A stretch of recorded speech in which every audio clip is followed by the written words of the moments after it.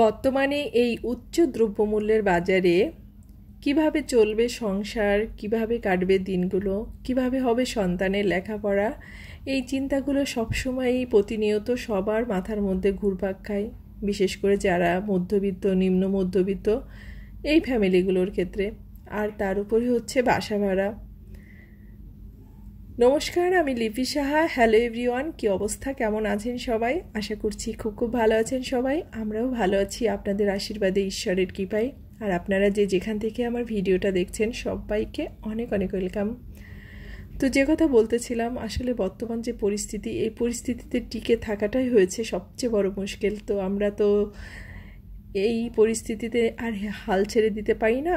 আর এই যে সংসার খরচ কমানো বা সংসারটাকে সুন্দর করে চালানো, এটা কিন্তু অনেকটাই নির্ভর করে একজন হাউসওয়াইফের উপরে।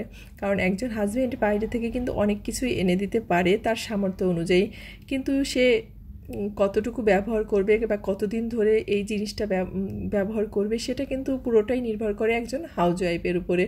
তাই সে যদি পারে, ইচ্ছা থাকে যে না, আমি সংসারটাকে সুন্দর করে আমার হাজব্যান্ডের যতটুকু ইনকাম আছে বা যতটুকু সামর্থ্য আছে সেই অনুযায়ী আমি সংসারটাকে চালাবো, তো সে কিন্তু পারবেই। কারণ একটা মেয়ে অনেক কিছুই করতে পারে ইচ্ছা করলে।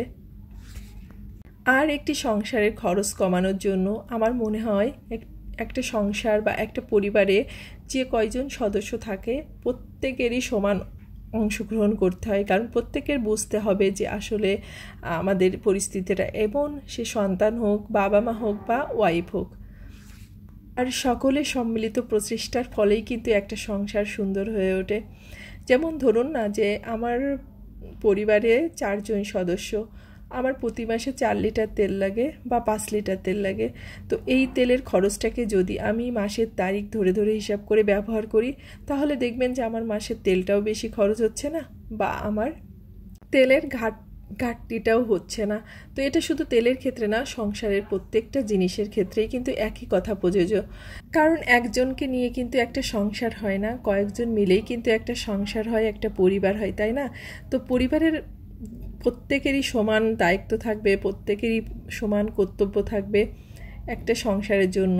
তখনই কিন্তু সব কিছুই, সংসারের সুখ বলেন, শান্তি বলেন, দুঃখ বলেন বা সংসার খরচ বলেন, সব কিছুই কিন্তু নিজেদের আয়ত্তের মধ্যে বা নিজেদের কন্ট্রোলে থাকবে। তো অনেকগুলো কথা বলে ফেললাম, হয়তো বা কারো ভালো লাগতে পারে বা খারাপ লাগতে পারে। তো অনেক কথা বলতে বলতে আমার রান্নাটাও কিন্তু প্রায় কমপ্লিট হয়ে যাচ্ছে। আজকে হচ্ছে হাজব্যান্ড আর ছেলের পছন্দ মতো রান্না করতেছি। তো আমার হাজব্যান্ডের অনেক ইচ্ছা হয়েছিল লাউ পাতা বাটা খাবে, তো তার জন্য লাউ পাতা বাটা করেছি। আর এই যে একটা পুঁটি মাছ শস্য পাতুরি করেছি। আর আমার ছেলেটার খুব ইচ্ছে হয়েছে, সে হচ্ছে ঘুগনি খাবে। কারণ প্রতিদিন স্কুলের সামনে আর কি এই ঘুগনিটা বসে, সে খেতে চায়। আমি তাকে না করেছি, তাই সে খায়নি। আর বলছে মা আমাকে বাসায় করে দাও, তাই তার জন্য হচ্ছে ঘুগনিটাও রান্না করলাম। আর এই বায়নাটা সে বেশ কিছুদিন ধরেই করছে, কিন্তু আমি বায়না করার সাথে সাথেই তাকে সেই জিনিসটা দিই না, সে যে কোনো জিনিসই হোক না কেন। এতে কিন্তু বাচ্চাদের অভ্যাসটা অনেকটাই খারাপ হয়ে যায়। তাই আমার মনে হয় বাচ্চাটা কোনো কিছু আবদার বা কোনো কিছু বায়না করার সাথে সাথেই সেই জিনিসটাকে তাকে দেয়া উচিত না। তো আমি সেটাই করি। আর এটার জন্য আমি আমার ছেলের ওর ভিতরে অনেক কিছুই দেখতে পাই, যেটা আসলে ও একটা জিনিস যে ওর পছন্দ হলো, বায়না করলো, কিন্তু একটু পরেই আবার ঠান্ডা হয়ে যায়। তার জন্য সে কান্নাকাটিও করে না বা চিৎকার করে না, কোনো কিছুই করে না। তো যাই হোক, এই যে এদিকে লাউ পাতাটা বাটবো, তার জন্য একটু ভাপ দিয়ে নিচ্ছি।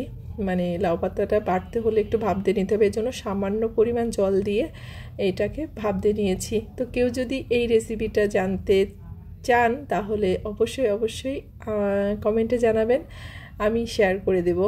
আর এই যে সব রান্না কমপ্লিট হয়ে গেছে, এখন খাওয়া দাওয়ার পালা।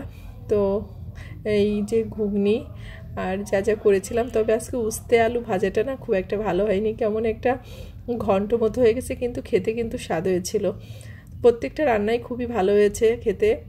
যেহেতু আমি ভয়েস ওভারটা পরে দিচ্ছি আর খাওয়া দাওয়াটা আগে হয়ে গিয়েছিল, তাই বললাম যে প্রত্যেকটা রান্নাই অনেক সুস্বাদু হয়েছিল। আসলে এটা সত্যি কথা, আর রান্না কিন্তু দেখলেই বোঝা যায় কতটা কেমন হয়েছে। তো যাই হোক, এখন খাওয়া দাওয়া করবো, খাওয়া দাওয়ার পালা। তারপর খাওয়া দাওয়া করে ছেলেকে নিয়ে আবার দৌড়াতে হবে কোচিংয়ে। তো সকাল থেকে খুব একটা বেশি রেস্ট নিতে পারিনি, কাজের উপরেই আছি। আসলে প্রত্যেকটা দিন এভাবেই কাটে। কাজ থাকলেই বেশি ভালো লাগে, আর কাজ না থাকলে সময় যেন কাটতেই চায় না, আর কোনো কিছু ভালো লাগে না।